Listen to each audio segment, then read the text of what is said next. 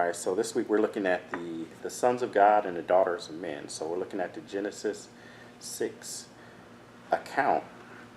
And I'll start with Genesis 6, chapter 1 through 8, talking about the sons of God and the daughters of men and looking at what that means. There are various interpretations of what that means. And so we'll look at a few, and then we'll look at, what that means to us and look at what happens. So, verse 1, when human beings began to increase in number on the earth, and daughters were born to them, the sons of God, that's B'nai Elohim, sons of God, sons of Elohim, saw that the daughters of humans were beautiful, and they married any of them they chose.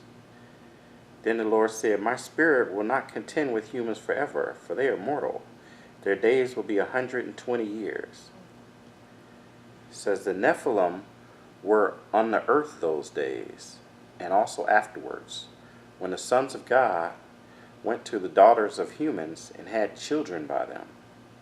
They were the heroes of old, men of renown. The Lord saw how great the wickedness of human race had become on the earth, and that every inclination of the thoughts of human heart was only evil at all time. The Lord regretted that he had made human beings on the earth, and his heart was deeply troubled. So the Lord said, I will wipe from the face of the earth the human race I've created, and with them the animals, the birds, and creatures that move along the ground, for I regret that I have made them. But Noah found favor in the eyes of the Lord. So we see that this is the cause of the flood. So this is what angered God and caused him to flood the earth and wipe out all the people. So some of the thoughts are that, yes, they're fallen angels. Mm-hmm. That's actually the most common belief now, that they were fallen angels.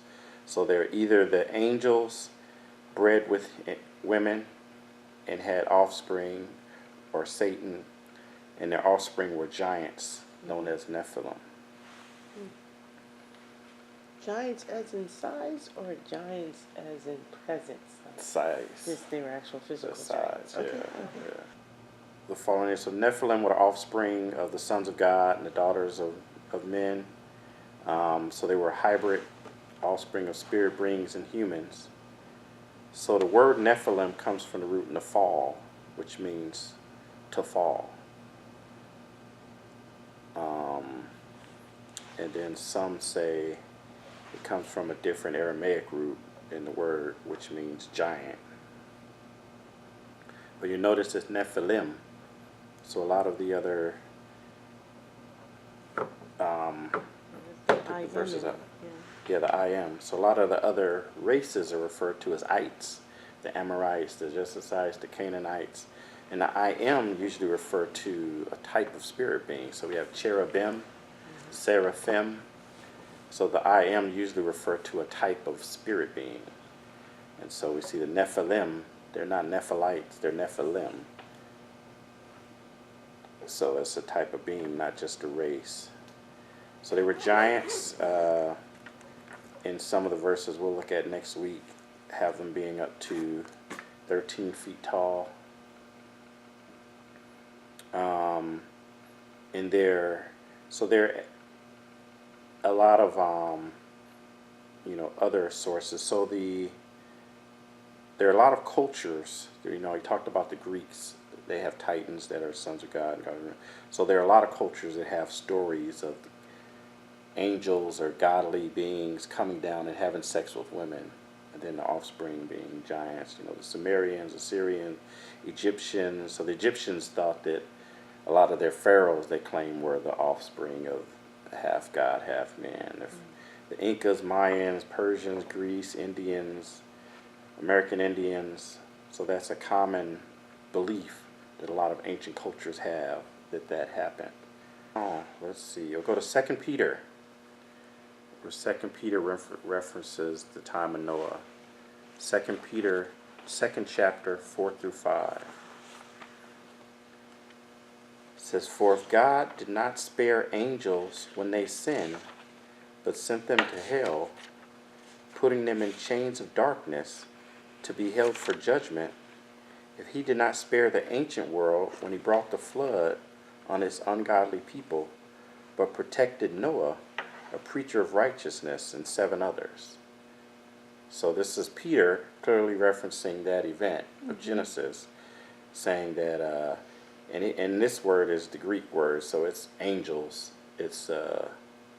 So it's clear that he's saying angels. So he said God didn't spare the angels when they sinned, but he sent them to hell, put them in chains.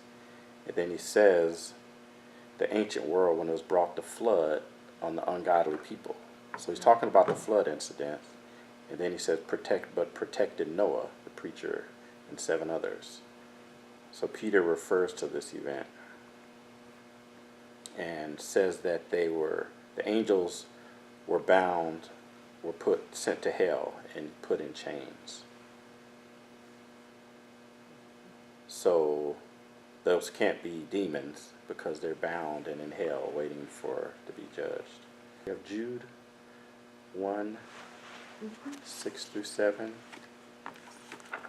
And the angels who did not keep their positions or authority but abandoned their proper dwelling, this he has kept in darkness, bound with everlasting chains for judgment on the great day. In a similar way, Sodom and Gomorrah and the surrounding towns gave themselves up to sexual immorality and perversion. They were an example of those who suffer the punishment of eternal fire. All right, so here he's talking about the angels again that didn't keep their position and they're bound until the great day, so until Judgment Day. But then he's also relating them to the sexual immorality of Sodom and Gomorrah. So it's alluding to the fact that the angels had a Gave sexual themselves, relationship.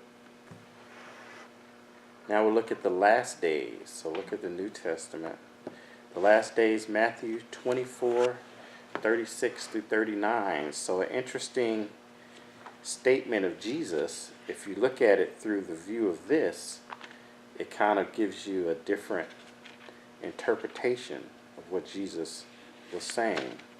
So Matthew 24, 36, 39, it says, Jesus says, but about that hour, so he's talking about when he's going to come back, the last days. He says, about that day or hour no one knows, not even the angels in heaven, nor the Son, but only the Father.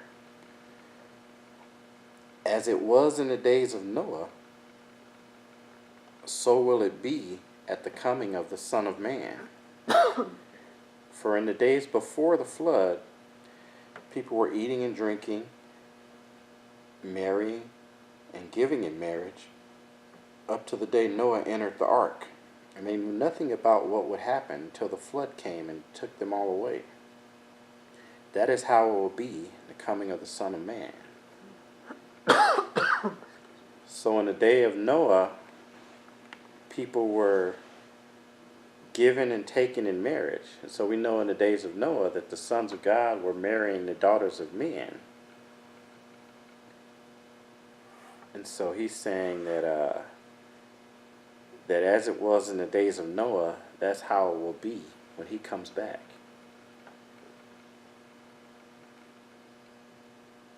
It's meaning that when Jesus returns, the daughters of man will be given and taken, so there will be another fall.